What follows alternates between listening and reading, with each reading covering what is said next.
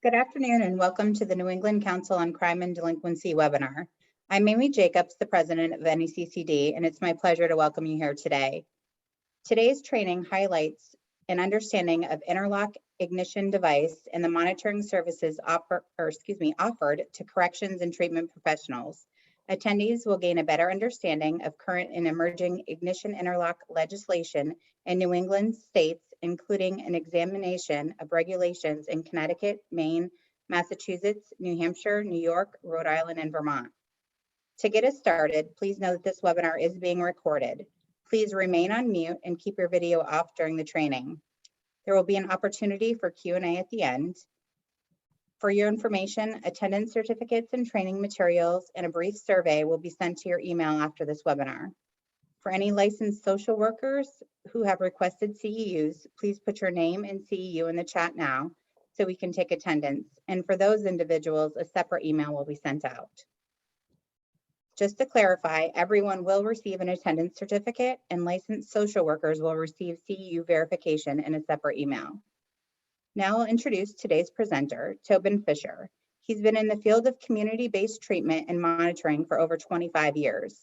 He started his career as a clinical case manager, working with dual diagnosed and homeless clientele. He has since helped bring community-based monitoring and technology to multiple states, cities, and counties. He has collaborated with courts, probation and parole, and sheriff's departments around the country to reduce the cost to taxpayers while increasing public safety. Tobin? Thank you, I appreciate that. Thank you everyone for taking your time out today to learn a little bit about Ignition Interlock. We also have on Andrea and Linda, and I think many of you are familiar with Linda. Linda may chime in if we run into some things. She's worked in other departments in the company outside of marketing, so she may have some insight for us as well. And then Andrea is an account manager with the company across multiple states in the country. And she has a little bit of a game that we work with, some questions throughout to kind of break up the monotony of me talking. And and then she'll jump in at times as well. So just wanted to introduce the two of them. You of course can see them there in Zoom. So thank you. Let's get this picture out of here. I haven't seen a headshot like that I liked since my senior year in high school, and my hair was a little bit different then. So we'll move on. We're going to cover a little bit. In general, we're going to give you a background of Intoxalock, the ignition interlock devices and their functionality at a high level. Some current ignition interlock programs. We'll talk a little bit about some new and upcoming legislation that might be in your area. A couple of hits on that. And then we'll talk about the reporting capabilities, and we'll kind of give a rundown of, give you an idea of what it looks like for service centers in the area and just some overall basics of ID laws per state as we go on. So we're together here for about an hour and a half total. We'll of course, as we said, leave that open for questions at the end.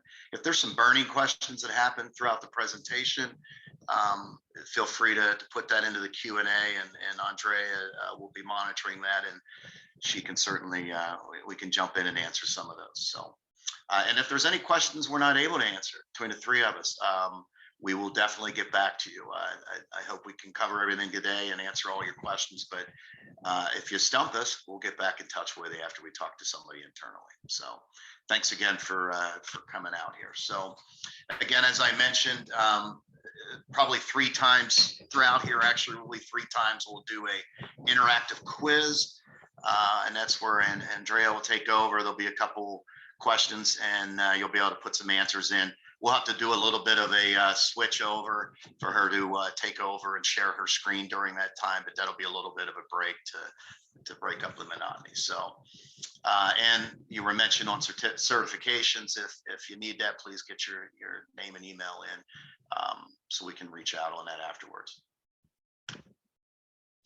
All right, so in general, I mean, I think everybody on here probably knows in general what this interlock device does, and it's simply to help prevent those folks that have had some DUIs in the past or alcohol-related issues on the highway prevent it from starting the car. That's the whole idea. That's the objective behind it. And so we'll get into the fundamentals of that here in a little bit. So a little bit about Intoxalock's history. We've got right about now, there's about 615 employees, 4,500 plus locations, installer locations around the country. And we are in all 50 states, and we'll talk a little bit about that in more detail later. And so just to mention some of the partners that we have, we do some partnering with MAD and a couple other affiliates you can see there. This is just a big map. If you were at, some of you were at EPPA and you saw the great booth that Linda had put together, and Caitlin, that showed all of our locations. It's a lot to get, a lot of dots to get on a map, as you can see. So when you see that larger map when you're at the conferences, it really kind of highlights how much penetration we have. And then when you do look at the map, you can also see there are some, obviously some blank areas. A lot of that in Nevada, I know those areas and states pretty well, is a lot of rural areas. So we continue to add in locations, and we'll continue to do that as it makes sense. We really, depending on how much volume and how much business is in a particular area, we prefer to have, an installed places, 10, 15, 20 miles within, from the home. So that, of course, is something we're going to continue to work on and build where we're remote. In the larger areas, more populated areas, I do a lot of travel to the States, and I'll pull up the Google map when I'm in the area just to kind of know which service center is closest. And it works very well. They all come up as Intoxalock. The name of the service center, you'd have to find out once you go there. And that's really how I used to go and visit some of the centers. So we do have a very good footprint. All right, so breaking it down in New England states. Now, we did break down and showed New York State as well on the next couple slides here coming, just because we know that in Connecticut, you probably have some crossover there and maybe other parts, but the rest of the states showing the service centers via the map are broken down. So we've got, again, the first one to come up is showing New York State, just to kind of give you again how many centers we have. That breaks down Maine. Obviously, we've got a lot more down around the Portland, Maine, a more populated area. And the further you're out, the less, the more rural area, a little further folks may have to travel at times. And there's a good breakdown as well of Massachusetts. And my home state of New Hampshire, I'm actually based in Amherst, New Hampshire. And so you can see the locations we have around here. And the breakdown of Rhode Island, obviously the more populated areas, you're going to need to have more service centers. And Vermont as well. Andre, any questions that you're seeing out there in the chat as it relates to locations or anything so far? No questions so far, Tobin. All right, good. Thank you. All right, so product line, and we're going to break down our particular product line. So we have the home monitoring unit, and we'll go into higher level specifics of each of these. And some states have certain requirements on what they need, and we'll break that down as well. We have the legacy device, the eLert device, and the eLert 24 device. So the legacy device, in summary, we're dealing with fuel cell technology in all these devices. So, as most of you know, or all of you know, any of these devices are using a fuel cell, so that requires recalibration and things of that nature. We do real-time reporting with the legacy device, and you can just see the breakdown. Obviously, the mouthpiece, and it does show the LED screen. You got the activation button and the connector. So it's important for our service centers to do a really good job of that when they hook the clients up. So that's kind of the front line of explaining how the device works and walking them through that and making sure they're able to actually go through a blow test before they leave the shop. So we rely very heavily on our service centers to be trained well to manage that. So then the next device is the eLert device. So again, we've got the fuel cell technology. This one has photo verification, and we'll talk a little bit. I mean, you all can use your imagination as to why that can be important.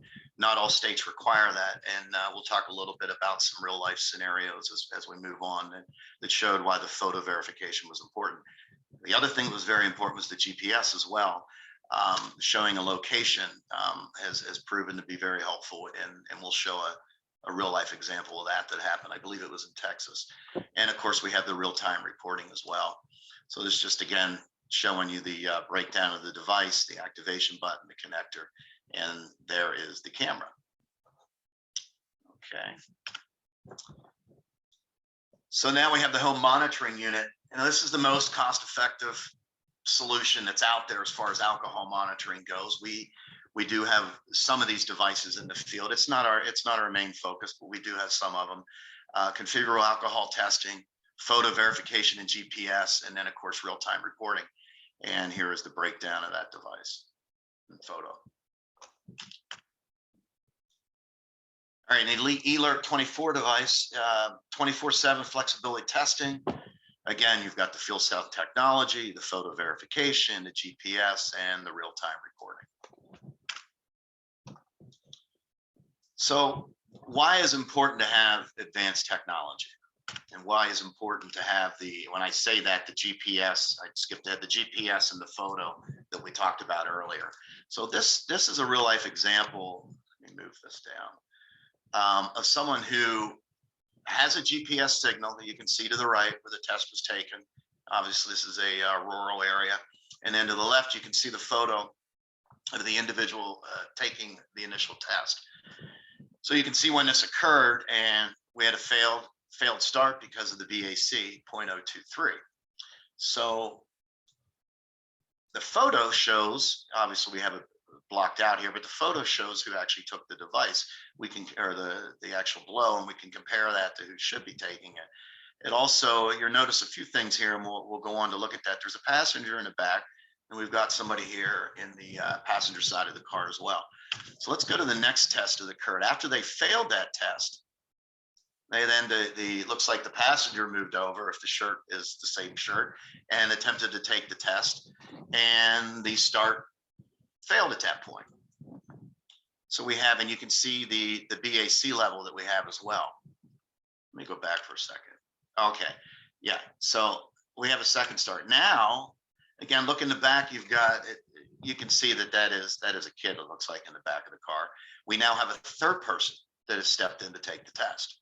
So again, they're still at the same location, the car hasn't moved, but now they've passed the test. And that person is blowing and exiting out of the car at this point. So now they're on the road. You can see the second person that took the test.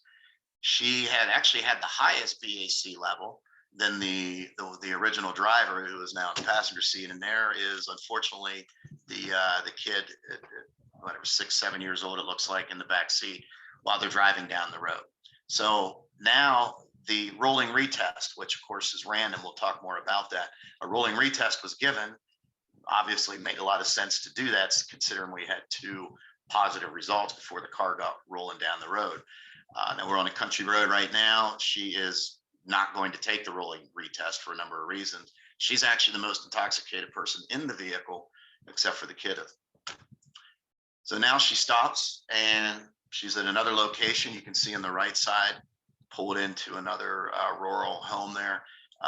And at that point failed the retest while she's sitting. So, and you can see the reason. Let's just stay on that one. So I think that's a very good reason as to why the camera and the GPS really have a lot of important factors in it. Now, you know, unfortunately, bringing in that third person, they were able to at least roll down the road temporarily, but didn't get very far.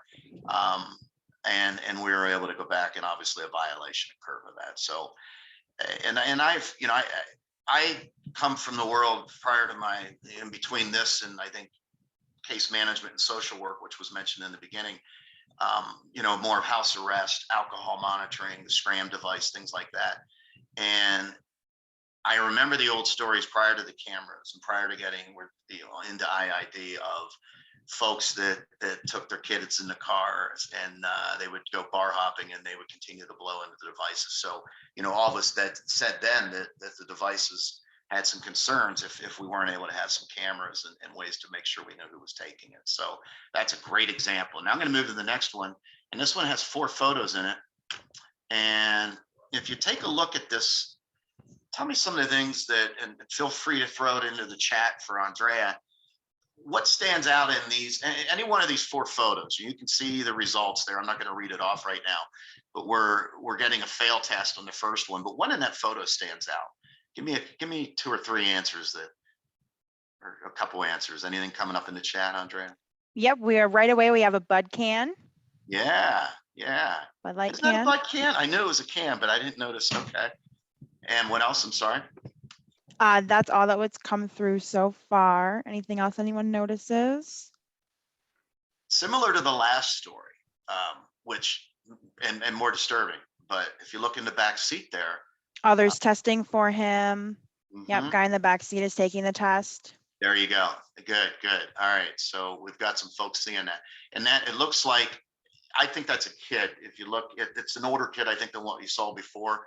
But that it doesn't seem to be an adult. So, and what's also interesting about this that Andrea had pointed out to me when we were going through the presentation is this kid, there's some things you have to go through to take the blow test. It's blow, suck, blow. It's not and we'll talk more about that. It's not a steady blow. This kid knows how to take it.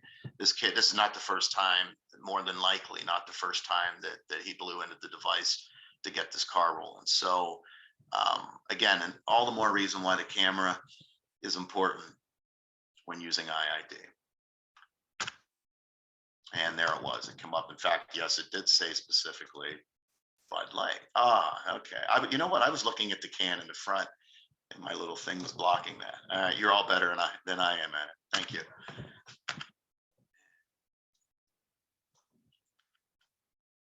Now we're not moving on. Apologize. I'm trying to move to the next slide, and it is giving me a difficult.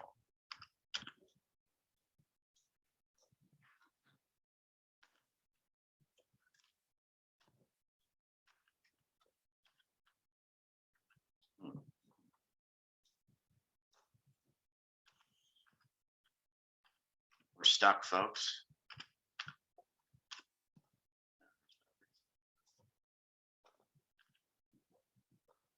All right, I'm going to do it. We're still going to get done on time. It's not moving on. So I'm going to do a quick stop share, and I have to catch up here. I apologize. Hang tight with me, but we will still be done with the presentation on time.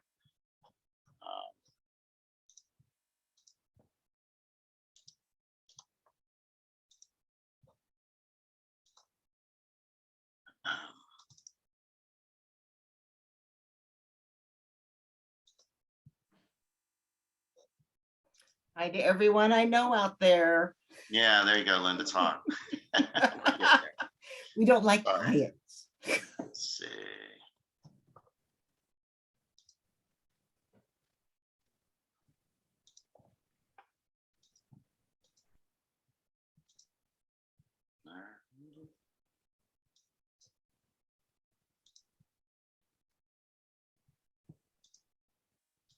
Well, thank you, Jen.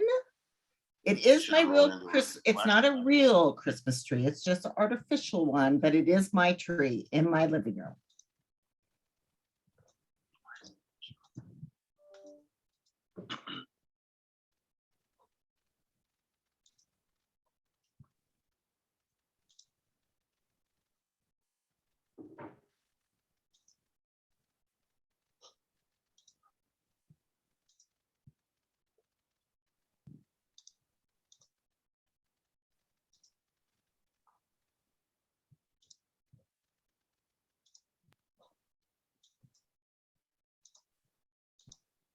It's getting there, Tobin.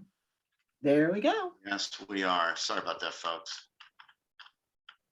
Next time someone volunteers to run the slides, I'm going to say, go ahead. That'd be Andrea. All right.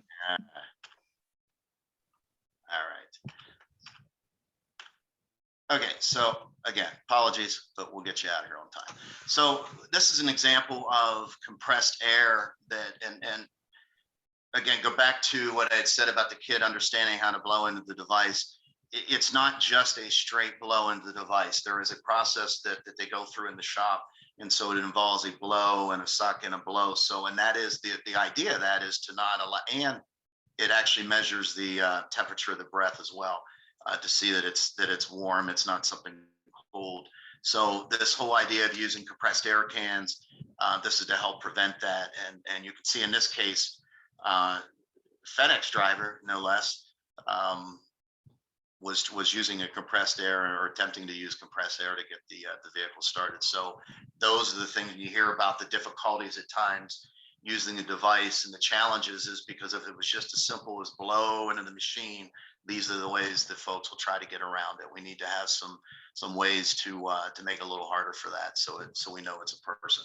So that is one of the ways to do that. So you can see the tube coming in from the compressed air. And we did have invalid sample, pressure rejected the sample on that one. So he did not get those packages delivered that day. So, okay. So Andrea, if you want to take over the drive on this, is that right? We're going to, the questions that we have, and Andrea, I'll let you explain it, but which selection is not a component of the advanced technology found in the ignition interlock device? Which one of these is not a component of the advanced technology? So you have your A, B, C, and D answers you all can see.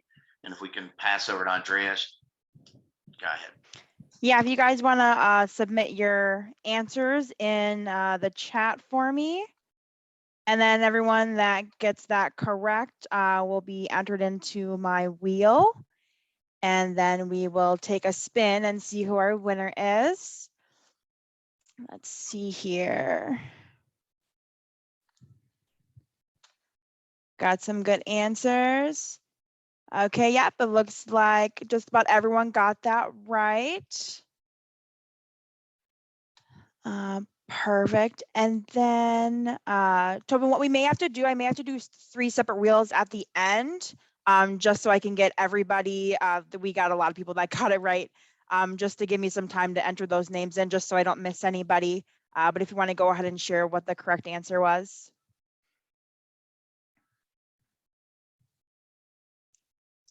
I'm unmuted. Yeah, that sounds good to me. Thank you. Perfect. And are you going to do this to me right now? Correct answer was the 911 emergency assistance, but I'm frozen again. Did I have, it's handed back to me for control, right?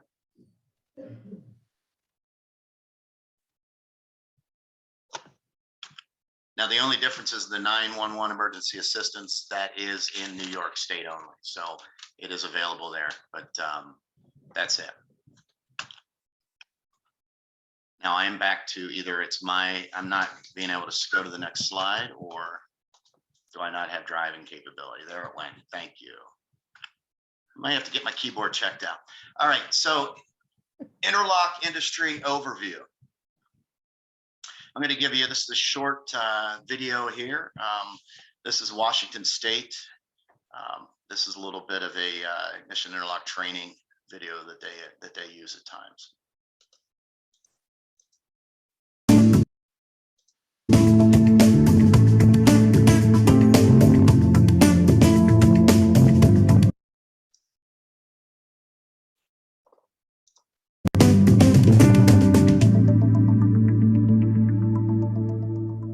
It happened 3 days before graduation. 3 Decatur High School seniors were in a car that stalled on I-5, a car that Alexander Petter reportedly plowed into. He blew a .16, twice the state's DUI limit, and Derek King and Nick Hodgins died. I didn't set out to hurt anybody, let alone kill anybody. I could have avoided it.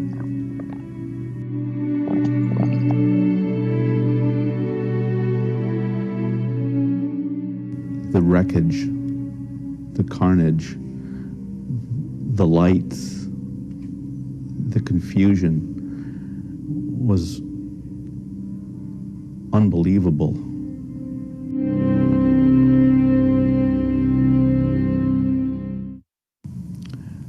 Look, there's no doubt that if I'd had, after my second DUI charge, a DUI, an ignition interlock, that I wouldn't be here right now.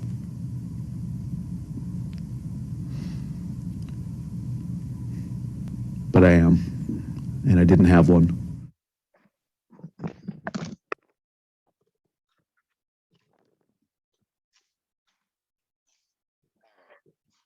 Just a little bit of a break there, and I think I've seen that video a few times. It's used in trainings for sure. So in general, as we talked about it, what is the idea of the ignition interlock? And so it's obviously to help prevent that drinking and driving for folks that have either had one or two or tend to be a multiple offender. So the device is in all 50 states. I'll show you a little bit of differences in South Dakota and North Dakota, but and Hawaii has it as well. You will find ignition interlock in all the states, but some states are stronger than others with their legislation on it. And in South Dakota and North Dakota also do a little bit of a different program as well, 24/7 monitoring program, but it is in all 50 states. All right, so overall stats are showing what ignition interlock has done. It has prevented 3 million drunk drivers, and that was a stat that came out of 2006. 60%. So ignition interlock prevents DUI recidivism by 67% compared to a license suspension alone. So that's a very, very interesting stat. Mandatory interlock laws reduce DUI deaths by 16% when compared to states without ignition interlock laws. So the work that Matt has done, you all have done, and others throughout the country. And if you go back, as we all remember, you go back to the 80s, and it was a need, and it wasn't pushed as much. There was organizations like that made a difference to really get this thing to mainstream and to be something that everybody is using and should be using to some aspect. Tobin, we did have a question that came through the chat. Yeah, sure. So someone had mentioned, I heard the device does a temperature comparison to the human breath, but does the device also do a DNA comparison to the first attempt? There is no DNA comparisons. No. Good question, though. And that would be interesting. That would be interesting to do. That may be another way to assure who took the test. I think that falls in line with what the camera's attempt to do is, but that would be interesting. Yeah, good question. So a little bit of a stat going back to 2018 with Intoxalock alone. And as you know, there's other folks that are out there, driving this message, other companies. So they have their own stats around this, but with Intoxalock alone, in 2018, we stopped 160,000 attempted starts where alcohol was involved, and more than likely they were intoxicated. So 160,000 stops in 2018 for the folks who were on it. That says a lot about what we stopped. It also says a lot about, as you all know, what we're dealing with to be on that device. You want that client that's on the device and they don't try to drink and circumvent, and they realize how important it is not to at least get behind the wheel when they're drinking. So it says a lot about who we serve. Many of those folks are obviously multiple offenders back before they became felonies like they are in many states. I remember my program in Portland, Oregon, the other side of the country, Multnomah County DUI program. And prior to Oregon having 4 DUIs as a felony, which this dates back 15 years or so ago, actually longer than that. But anyway, we would look at the folks that were in the DUI court program and 10, 11, 12 convictions on DUIs. So it just says a lot about the folks that they don't learn necessarily the first time around. So we had 160,000 stops in 2018. Let's move on to 2019 with 164,000. So relatively the same. And then I'll ask you, before I go and show the next slide, if you can throw it into the chat for Andrea, what do you think with 160 or 164 for 2018, 2019? How many do you think it was? Did it go up? Did it go down? What was it last year when many of us were locked in, we weren't driving, the bars and the restaurants were often closed around the country. how many you think the stops, did we stop that? Any guesses? Andrea? Give them a minute. Nothing quite yet. I think they're thinking about it. Take your time. Take your time. Someone said, I think it went up. Excuse me. Any numbers anyone has in mind?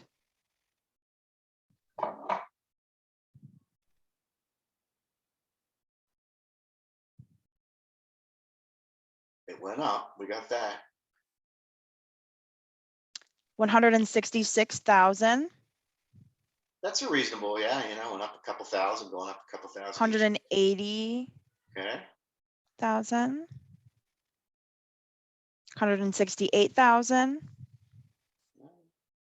You're all on the right page of it going up and not down, even though it was the year of COVID, but this might surprise you. 165,000. 165. All right, well, I'm going to do moving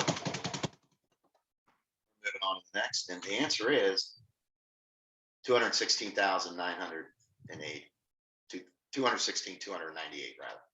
So we went up 164 to that. So, it says a lot. I mean, we thought, everybody would be sitting at home drinking, or they weren't going out to the bars as much. But the fact of the matter is, I mean, people probably were drinking more in many cases because of the fact of the lockdown, and they still were getting in the car, whether it's to go out and get more, go to a friend's house and hang out, wherever the case may be. 2020, and this would surprise me, I'll be honest with you, when I saw it, but 2020 didn't change anything. We stopped 216,298 attempts to drive when they shouldn't be. So, so if you could take a little bit of time here, maybe a brief message for Andrea to take a look at it in the chat. Give it an example. All you have them, a real life example of where you witnessed ignition interlock device help someone. That might be help somebody from getting and driving. That might be help somebody change their behavior long term, which is really what the goal would be for any of this stuff. Is how do we, it's great to monitor folks on IID or on scram devices and things like that, but ultimately, how are they going to act when those devices are not monitoring them? Do we really change behavior? So I don't know, maybe that those are the stories I love to hear, but anything out there you got, take your time. Let's give it a minute here or so. And Andrea will come back with it. We'll read off. If we get more than a few, we were not going to read them all off, but she'll read a couple of the good responses, or a couple of responses rather.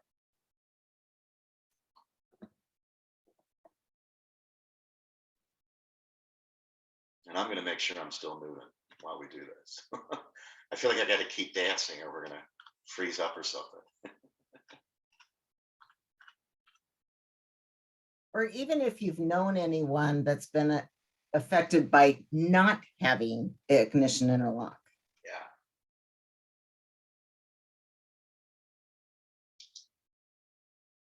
And I know that's where originally Intoxalock started, was with two friends in a bar that were drinking and talking about a friend that got pulled over, and there should be a device invented.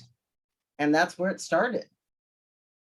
All these, I love these, as people were putting answers out there, that's a great point. All these devices have these little neat stories. They always start with two friends at a home or a dinner.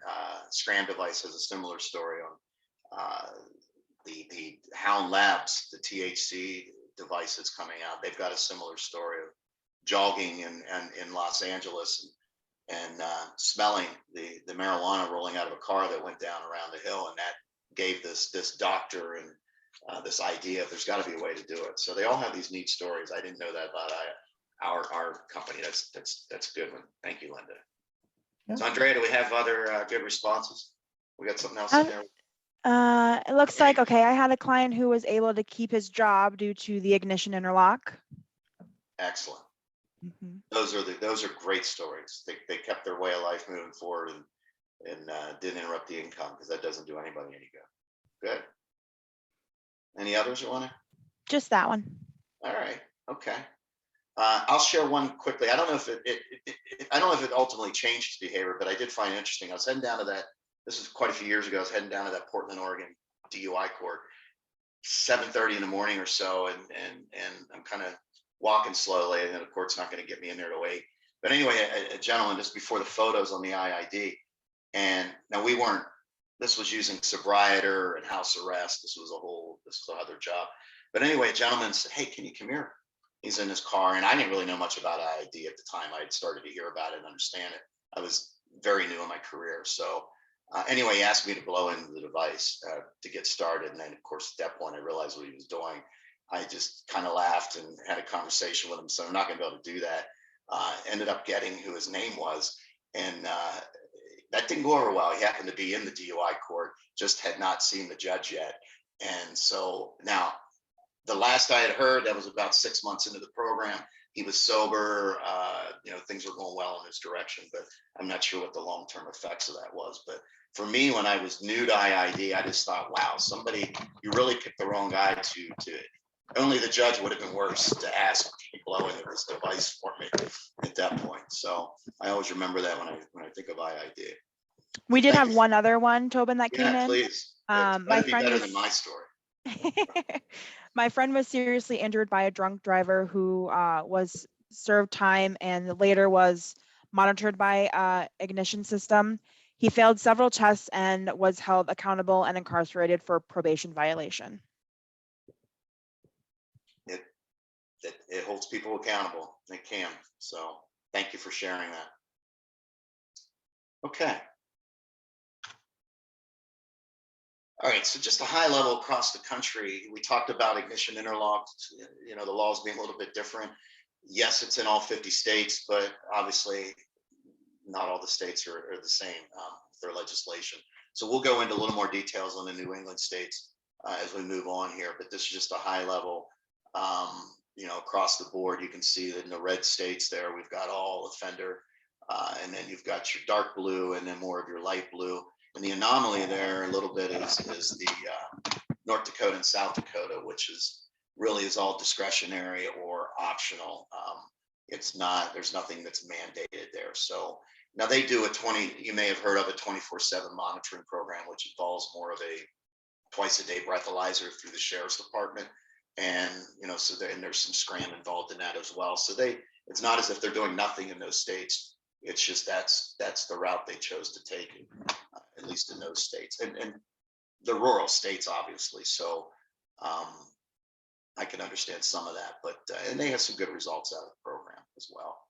So that's just kind of a breakdown as you look nationally. Hawaii is not on there, is it?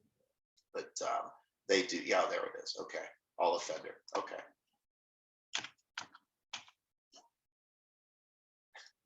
I told you I should have kept dancing.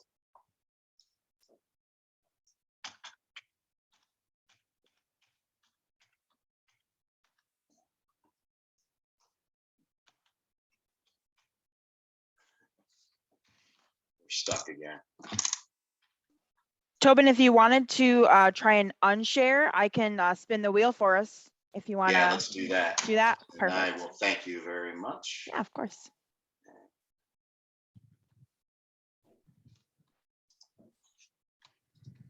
Actually, do I do that, or does the driver need to do that? Because it looks like I'm unshared already. No. Oh, all right, we got it. Okay. Run your wheel. Thank you. Yes, absolutely.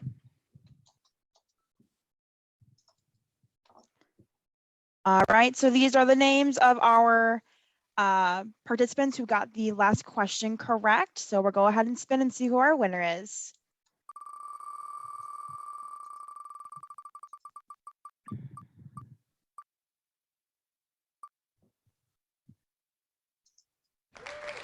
All right, Mindy, congratulations. We'll be sending out e-gift cards either later today or tomorrow. All right, we're getting there.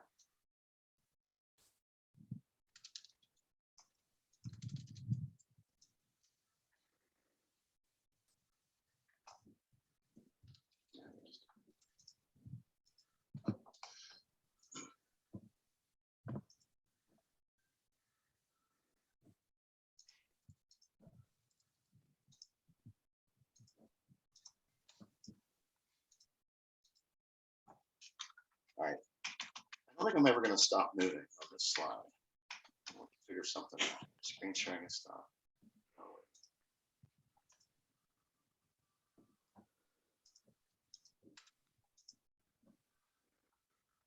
wait. I'd have you spin another wheel. We should have got to a third question. We can spin just because.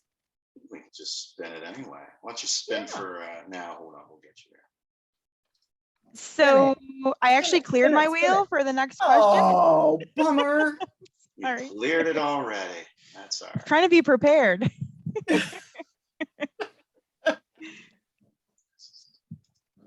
We're gonna have to do another prize because of that. Understood. I like prizes. And it's Christmas. Yes.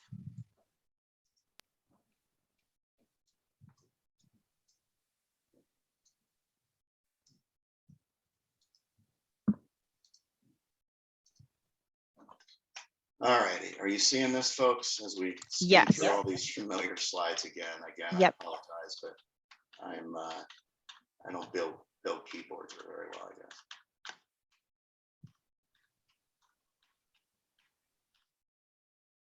All right. So just a little bit of terminology.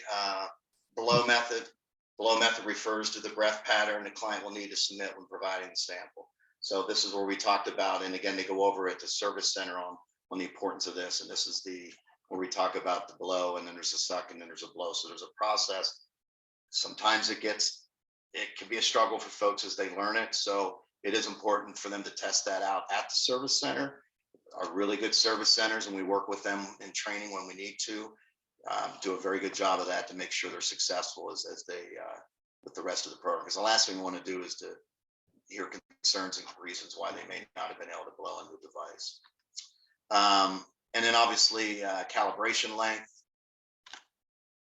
and then the initial random test and subsequent testing. So just a breakdown.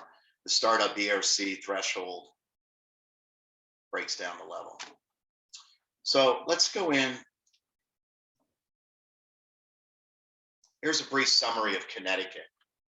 And so it breaks down your offenses. And this one's interesting. And I had to double check my notes on it, that folks in Connecticut are very well aware of it. But the first offense, it's a little bit different for those that are under 21 and those that are over 21 on how much you'll have the IID. Also, the breath level, I believe, is a 0.02 for those that are under 21 as well. So it's a little bit different for those that are over 21.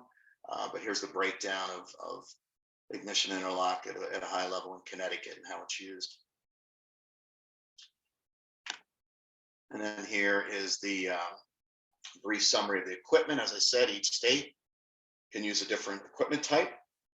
And some of those, the states have their own requirements on what they want. So Connecticut is a legacy and an ELR type state. And so the blow method, as it shows there, it's blow, inhale, blow.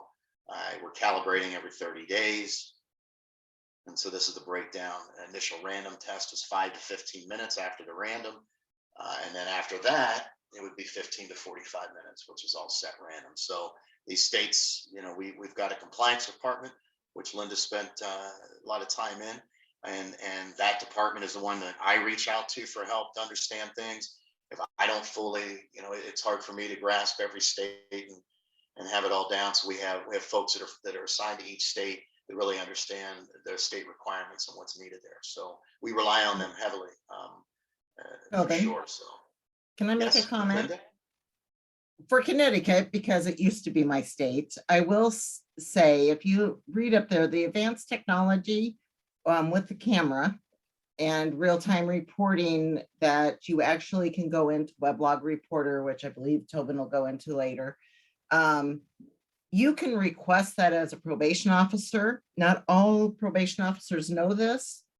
I know Lorraine knows it because she uses it. But you can request that if you have a probationer that is not following the rules that need to be followed. And he's having a lot of lockouts or saying he's having trouble or he's on a stricter where he has to be at what time. You have that opportunity by just calling in and saying, I would like the camera real-time reporting on this customer's vehicle. The compliance department would make a note. You have the customer call in and say, I have to switch equipment, and that's as easy as it is. Thank That's you, for Lynn. Connecticut.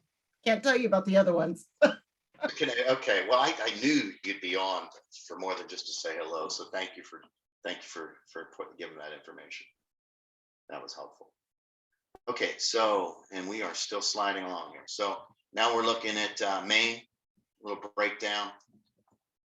Very brief summary, obviously, and you folks in Maine know the details behind it all as well. But first offense, 150 days, and then 4 pluses were at 4 years. So, and then here are the requirements for Maine. Again, we've got the same blow method as we talked about in Connecticut. Calibration is the same. Oh, actually, after the install, sorry, it's not the same, and then it moves to 60 days. And again, we're looking at the breakdown, the random test as well. And Andrea, if any questions come up through this, specifically on the states, feel free to let me know. We can do what we can to answer it. And then here's just a summary of Massachusetts for multiple offenders, 2 years. And again, we're breaking down the equipment and the specifics. Obviously, that the blow, inhale, blow is caught on in the states to realize the importance of that. To be successful in it and avoid the tampering. Okay. And my home state here, first offense. I have to say I like that. I like the first offense use. Okay. Then the courts get involved after that. And then the requirements. And we've got a little bit of change here, 4 to 8 minutes at the random. So there's always a little bit of difference in that, and it's very important for the compliance department to keep up to speed with all of that as well, and the legislation, the new legislation, they stay in tune with that as well. And then we've got Rhode Island, and breakdown of that, and the requirements. I don't want to just read off every slide here. So again, we're looking, the calibration length tends to be somewhat, there was a little bit of difference there, but it tends to be at that 30-day mark. And the Vermont requirements. First offense getting in there again, 90 days, which is good. And of course, the breakdown there. Any questions on those states? Again, high level, but if there's any questions on that have come through, Andrea? No? All righty. No questions. Well, then we are moving on to question number 2. And again, Andrea will have to take over control here as we're going to do the wheel at the end. Is that what you wanted to do? Yeah, just there were a lot of participants for the last question, so it just took me a minute to get all those names in there. But as soon as I get them in, I can let you know. We'll see. All right, so we're gonna ask the question. We'll give you a little bit of time to answer, and then when Andrea would like to spin the wheel, we can either do it when she chimes in, or we can do it at the end as we talked about. So, question is, what is a state preset BRAC for threshold referring to? You got your answers there: A, B, or C.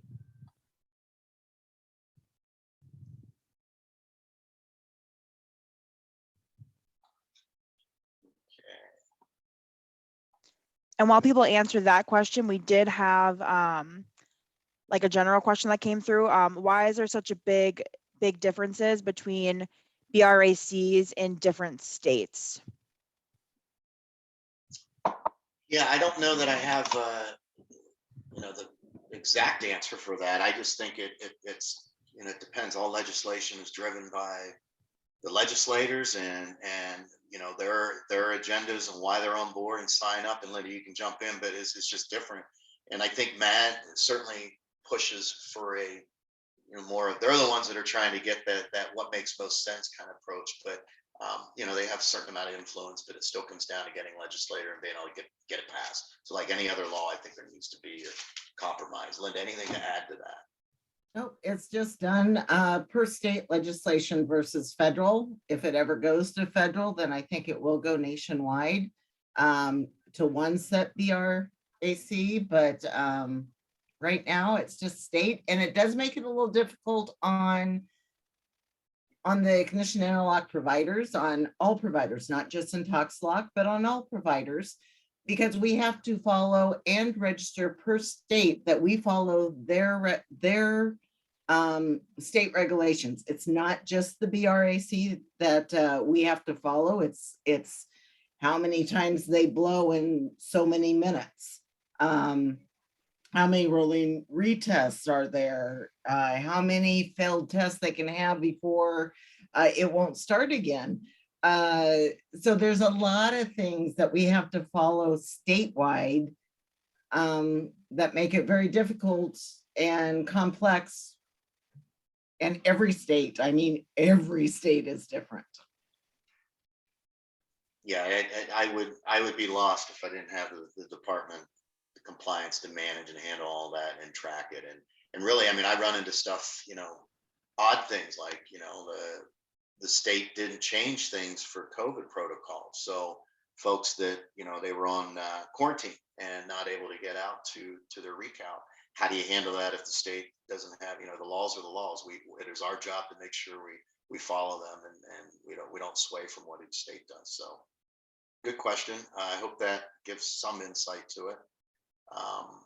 Andre, how you doing? And then we just had a comment that it should be the same across the board. Yeah, and I think Linda said it. That would have to be a federal law.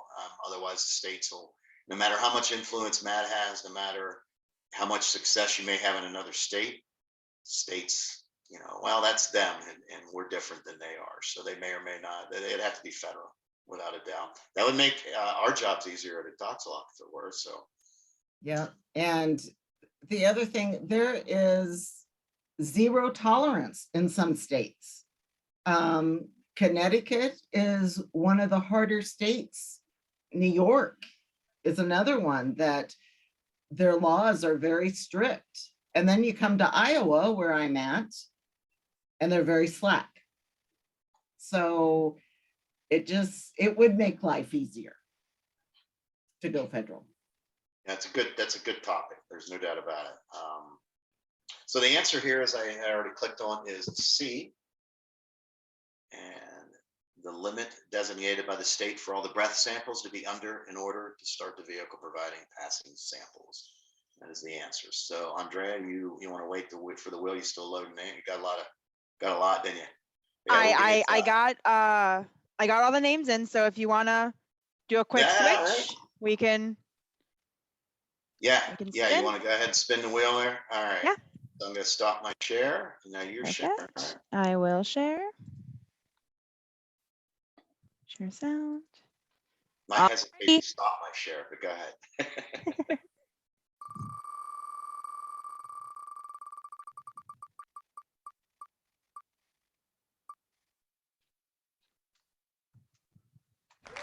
All right. Congratulations, John.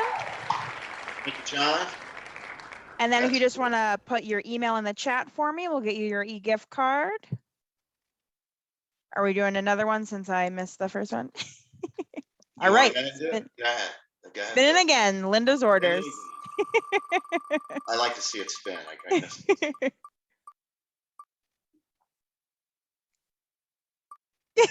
Oh, Paula, did you see how close that was? That was close. All righty. All right, good. Congratulations. Thank you. All right, man, let's go back to me.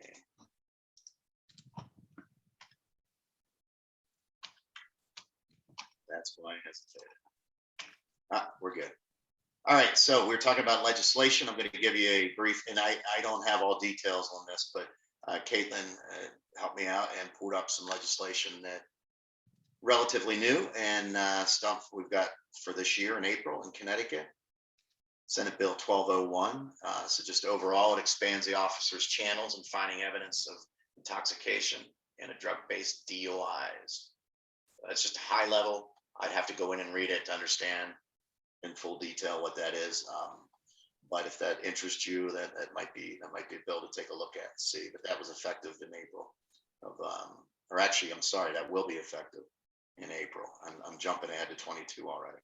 And then Maine, and we've got one that clarifies length of IID lease from 90 days to 60 days. That took effect in September of this year. And some other impaired driving legislation.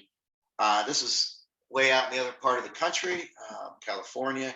So Governor Newsom announced California will phase out gasoline-powered cars and reduce demand for fossil fuel in California. So this is more of a what does this mean as far as installations of ignition interlock devices with electric cars? It could affect some of the changes we'd have to make in California to stay ahead of that. Personally, on a side note, I think they probably need to get their power grid in order in California before they start with a whole load of new electric cars. But this is to be by, what's it say, by 2035. Zero emissions for all passenger trucks in California. So these are things that could affect IID and what it does nationally. So it's important for us to pay attention to that. So this one, I spoke briefly about how Labs was one of those folks that are looking to come out with an actual breathalyzer. This was more for pre-arrest situation with the law enforcement along the highway. Kind of gives them another tool. But marijuana drug driving, all this is definitely a concern, and how we manage that. Impaired driving, you talk to the states that have legalized it. That's the biggest concern of knowing when a driver's impaired. A lot of the officers, you need to be trained specifically on this to do a roadside test. So that has a lot of hurdles with that. The officer that pulls you over may not be trained in that arena, so they've got to pull another officer in. So they're all looking for tools and devices. And then in our world, on the post-arrest side of this, and you can obviously, if you haven't kept track, I do believe that's 100%. It is. 15 states have recreational marijuana use.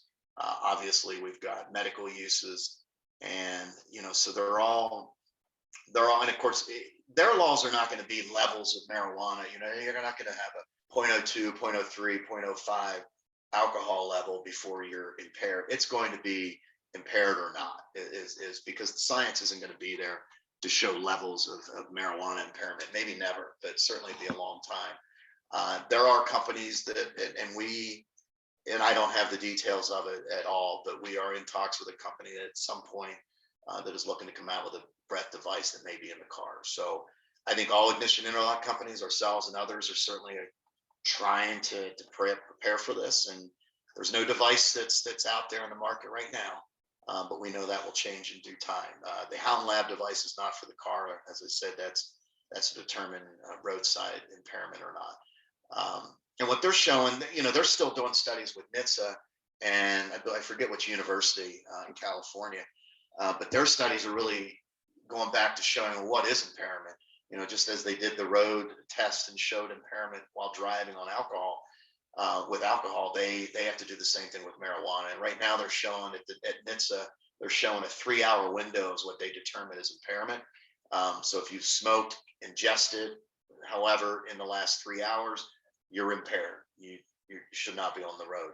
And showing past a 3-hour window, that is not, at least for now, showing impairment. So now that's going to vary from person to person, and the data is a long ways from being decided on that. So this is it's an interesting topic without a doubt. There's also a company out of Canada called Cannabix, which hopes to come to market as well with their own breath device. But again, none of these are set for in the car. The discussions we're having with companies that haven't come to market, I'm not aware of what they are. I just know that we are at the CEO level. So any questions coming in on this, or any comments about this, Andrea, as it relates to marijuana? We got to get there. So Yeah, no questions on that. It looks like Herb had his hand raised. I'm not sure if he had a question or a comment about something, but it looks like he had raised his hand. Yeah, and he can't speak, so he'd have to chat. If you raised your hand and you do have a comment or something, you have to put it in the Q&A or the chat, because we do have, you wouldn't be able to, you're muted. So please do that and we'll get to it. So this is changing every year. The recreational use is not going away. States are continuing to add it. I think it's follow the money on the revenue. But when you're talking any law enforcement, the biggest hurdle to this, the biggest concern with it is there's no way to know on the road whether they're impaired or not. So if we don't have that, they don't want it, and it's certainly causing problems. So that is the future. Where it goes, we don't know. So moving on to monitoring solutions, and just interrupt me if the question comes up from him, Andrea, at any time. So the reporting standards, vary state by state on what they require, just like the requirements on breath levels and rolling tests and things like that. Each state's a little bit different. So we've got to be privy to each state and what changes are made in those states. So we've got the web-based monitoring platform. We offer summary reports, customized notification, and there is some training that we can offer, additional training that we can offer on our Intoxadvisor and our log reporter. So some of you already use log reporter. This is not an in-depth training on log reporter, and I'd be happy to take 20 minutes and go into a more detail with somebody offline, one-on-one, or come back and do a less formal training on it. But for those of you who don't use it or would like to look at using it, so it's password protected like anything else. You've got your participant information. This is just a sample of a screenshot of what log reporter would look like, and you can download your summary reports and things like that. So it's a good way to find out what's going on with the client yourself. You can go in and get it more real time. This is just a sample of a summary report. A lot of the information obviously is blacked out there, but just gives you an idea.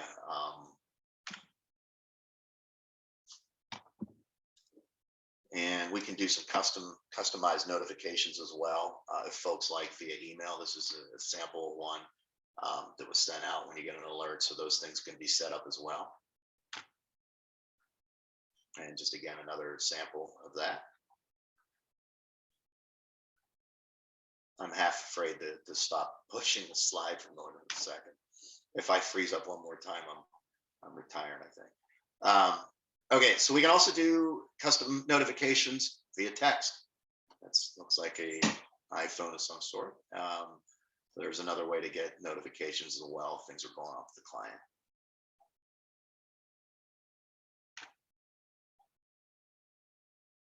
So we do have some remote, as I said earlier, we have remote training options for folks. We're happy to go into more details on a log report. It's not an overly complicated system by any means, but getting set up and logged in, we'd be happy to do that, make sure it goes smoothly with folks. So we are on to question number 3, and we're gonna get some questions, fill it up, and then we'll do the spin the wheel a little later on here at the end. How's that sound? Because I don't want to do the share switch again. Yep, So sounds great. Thank you. So how can monitoring authorities receive updates regarding their clients? You got A, B, C, D, and E. We got email notifications, text, fax, automated phone calls, or E, all the above. Take your time, get some answers in there. We'll give you a minute here before I go on. I'm going to keep dancing with the slides here, so take just quickly. All right. Well, I just gave the answer away. That was bad news. You didn't see it. But take your time with that, and then Andrea will load it into the wheel. We'll spin this when we get a little further on. Keep getting some answers. You getting some answers in there? Yes, tons. All right, we're getting tons. I'm going to give you just 5 more seconds because I'm going to click. I think if I sit here too long, my keyboard goes to sleep or something. All right. D, automated phone calls. All right. Wait, what's that? It worked? Okay, so Overview of Intoxalock. Why are we jumping? Okay.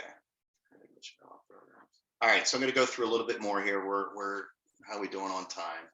We are just fine. So if you wanted, Tobin, to go back to that question, a lot of people put E for that one. If you just want to go back and clarify. So We'll all put the everyone on the above. wheel who participated in Yeah, the the only answering. thing, the automated phone calls, we don't do the automated phone calls. We've got text, we've got email notification. We can do fax for folks that still use it. That's the only difference on it. Maybe that's worded wrong.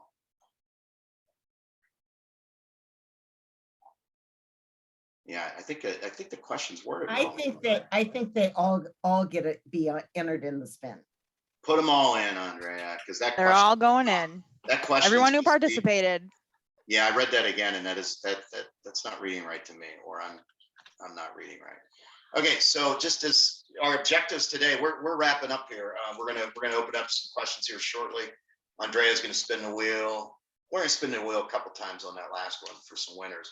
But before I give up the share of this, again, our objectives were to go over the overview of our products, to go over the functionality of the IID, take a current look at some programs, upcoming legislation, and our reporting capabilities. So that is what we covered in the little war. Well, we're over about an hour and 10 minutes here. So we still have 20 minutes left. We're clearly going to get done early, but we're happy to stay on as long as you like to get questions answered. So as you folks are writing in your questions, are you moving names over, Andrea, right? I would assume. I'm working on it, yep. You take your time on that. I'm going to give up my share here in a second.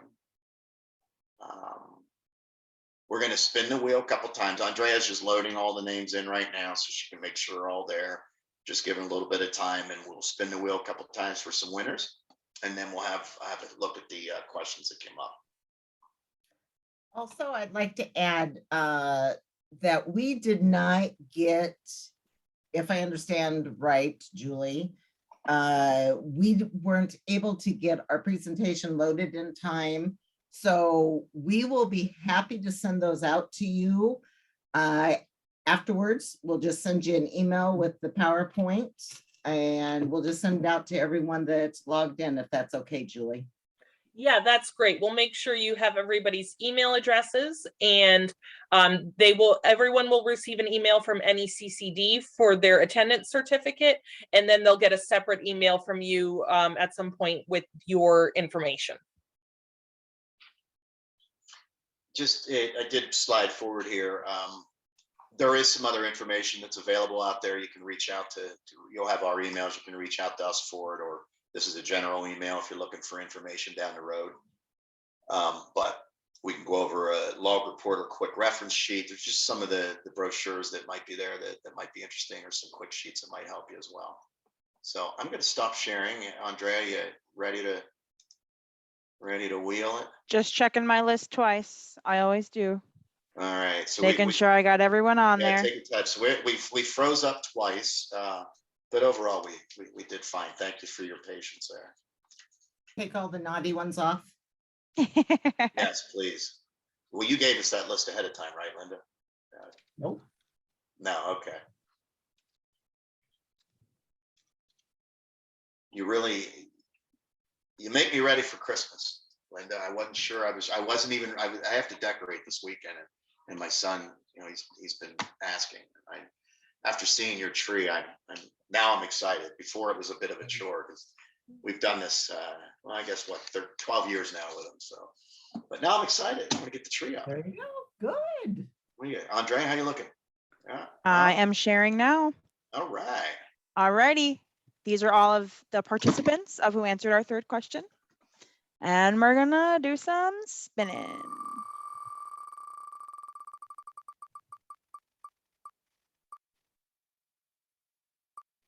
Ooh. Very good, John. All right. Alrighty. Looks like a 2-time winner. All right, we're spinning again, I'm told. Yeah, spin again. And Andrea, what was the prize? I forget. Remind me. Did we? We're gonna be sending out e-gift cards. Okay, thank you. Did Michelle win again? Was that a This repeat? person already also won. Wow. I tell you what, we're going to go one more time. Okay. We're going to see if those two come up again, they're not getting anything. I removed them. I remove people if I'm they win kidding. for that wheel specifically. Alrighty, Michelle, if you'd like to send me your email address. There, she did. Alrighty. Thank you, Andrea. And I did see some questions coming up in the chat here, or at least one. Am I right? Yes. Let's take a look back here and see. What does the industry think about the potential of all vehicles having alcohol monitoring? Yeah, I mean, it's something we've had discussions about, and I think there's within the new House bill. Of course, it's got to get through the Senate. I think that there is, and I don't think that's breathalyzer related. That's more of a I don't know how to explain it, like an AI, like an awareness. It could be drowsiness. It could be, and it's more of like a maybe facial recognition ultimately to help prevent impaired driving. So I think they're looking at it at the national level. I don't think it's going to be a breathalyzer. I think that IID, there are some things, as you know, that can trigger a breathalyzer. And if you have a DUI and that's okay for you to struggle with that. So stay away from your mouthwashes, stay away from all those things that may trigger that. I think it's a little bit different for folks that haven't, you haven't had a DUI, you haven't been arrested. Do I necessarily want to get into a car and to manage that with a breathalyzer and worry about whether my mouthwash from the morning is going to trigger it? So it's to me, and that's my personal side. That's not speaking on behalf of the company, or because I don't think we have a policy statement on that. And I'll let Linda and Andrea chime in as well. But I think there are some concerns with it. Just because it's measuring alcohol. It's that simple. It's not going to get away from that. And if you're measuring alcohol, there is a chance that some ambient stuff could interfere with it. That's fine if you wait and you take your test 20 minutes later and you can get off to work. I don't think I want to be in that position because I don't drink and drive. I've never been arrested. I don't want to submit to it. But that's just me personally. Linda, do you have any comments, or Andrea? I personally, unless, like I said earlier, with every state having a different policy on drinking and driving, unless they put in another law that it goes federal, and we still have a long ways to go as far as the industry because of the state rules and regulations. I honestly don't believe it's going to happen anytime soon. Again, that's my personal opinion, but there's too many, someone's got to monitor it. And so it's not ever going to go away. And if it's on a federal, then it will make our jobs a little bit easier, but it's still got to go through a lot of stages before it's going to go anywhere, I think. Paula says the ACLU would go nuts, right? Yes, very good point, right? Any other comments in there on that? Or Andrea, do you have anything to add? Yeah, no, I agree kind of with what you guys said. It would be a very big task to kind of monitor everyone in the country. So I wouldn't want to be in charge of that job. Yeah, no, and well, eventually, as I said, I think the direction they're heading, at least with the House bill, is it's more of an AI and monitoring. We have some of that right now, some passive systems. If you turn it, you can turn it off, of course, but if you get a little bit too far to the left line, the car starts to I had one come up in a rental car, ask me if I should pull over and take a nap. But I didn't think, I thought I was doing fine, but apparently not. So yeah, that's a good question. I think you hear a lot about it. It's a long ways off, and I have concerns personally for at least a breathalyzer part, but maybe the AI would be good. Any other questions that come up? Anything? Comments? No? We just still had a hand raised. I'm not sure if the question maybe got answered throughout the presentation, and Okay. just forgot to put unraise the hand. Okay. But yeah, no other questions have come through yet. Well, we can hand it back. We're done on Perfect. our end. As far Or as said the presentation. question that he had got answered. He did have it answered. Excellent. Yep. So yeah, there's still a bit of time left. I want to hand it back to, I think, Amy and Julie. anything you all need to wrap up with folks, or any information you want to provide. Just a reminder for any like licensed social worker that they mentioned before that needs an CEU certificate. Just make sure, if you haven't already, get me your first name, last name, and your email address, and I'll send those out either today or tomorrow. Okay. So is that a wrap? Is there anything that anything more you need to say from the board, or a wrap I up? think that's a wrap. Kate, are you with us? Can I unmute? Yes, I am. Anything else for the group that you need, or because All right. I have a little blurb that I say at the end. So, okay, well, it's all you. Thank you. All right. Thank you to the folks at Intoxalock. Hopefully everyone will be able to meet you at our next in-person conference, which will be in Massachusetts in 2022.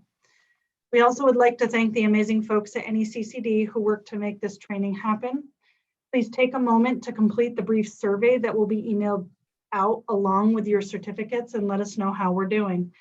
I would like to encourage you to check out our website, neccd.net, and sign up to become a member of the New England Council on Crime and Delinquency.